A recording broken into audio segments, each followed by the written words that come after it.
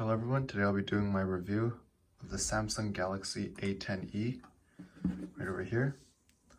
I purchased this phone last year, November 29, 2019, and during Black Friday weekend at Walmart. So this one is locked and it's the Tracphone mobile version from Walmart. And I got it for $50 USD. And currently it's around $80 USD or around 87 on Amazon, and I guess generally in Canada it's around 150 to 200 Canadian dollars. So overall I got mine for 50 last year in November, and so far it's been a pretty good phone that's holding up really well. So yeah, right now it's running Android 10.0. When it was released last year in August, it came out with 9.0. It's glass front with a plastic back and frame. So you see, if might collect a bit of fingerprints here and there. It's a nano SIM, as you can see, with a micro SD card slot as well, which is nice. And as the camera is pretty good, 8 megapixels, 1080p, f1.9 aperture, which is obviously pretty good for a budget phone, I guess, just general, just $50, don't really mind. And the selfie camera is 5 megapixels, f2.0, pretty solid. It's the general Samsung interface, which is very nice. Photo, video, you can see, here's a pen. 4x zoom. And video goes to 1080p, which is nice. Overall, it's it's a pretty nice phone for $50 for me.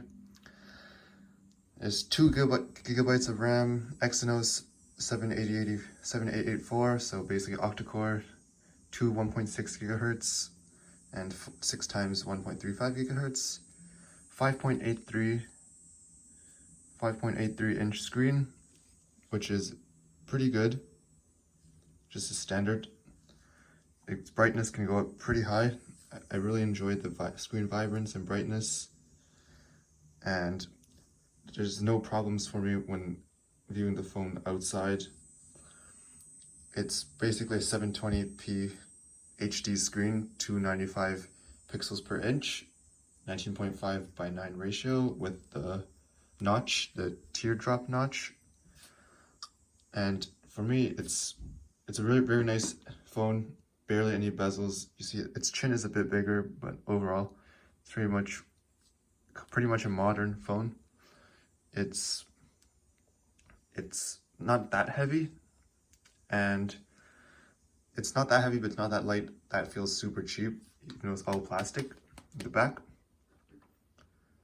What's nice is that the USB Type-C, got headphone jack and speakers on the bottom, and the 3000 milliamp hour battery, non-removable. And yeah, overall the specs are solid for its performance. There's no problems with it so far for basic things. Oops.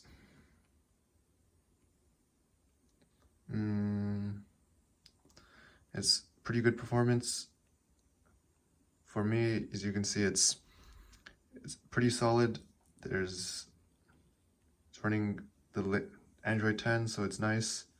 It's a secure folder, flashlight, the usual stuff you'd expect from Android. Settings, there's the dark mode and everything, which I like. I've done some social media on it, haven't really installed everything, but I've used Snapchat, I've used some other social media apps. They work perfectly fine. Even though it's a bit slower than I guess flagship phones as expected, it's still very good in performance. It's smooth. Like, it doesn't lag for me, but sometimes it's a bit slow when it's performing heavy multitasking. There's Gmail, there's Chrome, and that's pretty much what I mean by slow. It doesn't really lag, but it's doesn't really lag, but except it takes a few more seconds to load specific things, as opposed to like a flagship phone. Its camera quality is overall very great, as for example, very nice, good quality.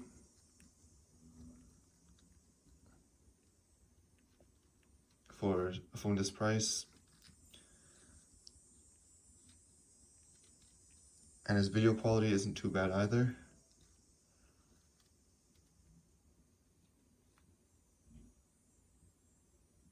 I'll show you a clip.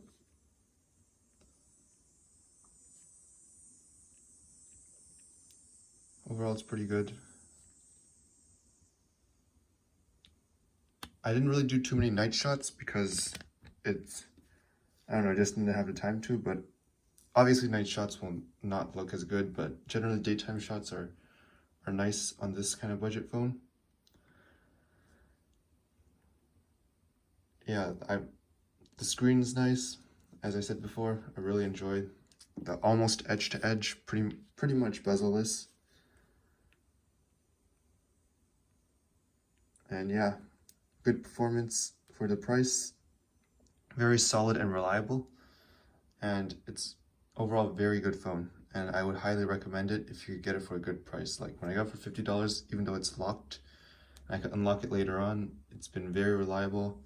I've enjoyed the experience. Sometimes it's slow, but overall it performs very well. And it's a great budget phone to have. Camera is serviceable. Performance serviceable. It's got the latest Android, which generally I say that this phone can last around 2 years, then it'll start lagging a lot, or its OS will not be good enough to support modern apps, but right now it works very well. Small complaint is that power and volume rockers are same side, so sometimes it gets confusing, but overall it's a pretty good quality, very reliable, enjoyable phone, and you can't really tell it's a $50 phone based off of the HD screen, the camera quality, and generally it's a great phone. So that's it for my review. Let me know what you think in the comments, and see you next time.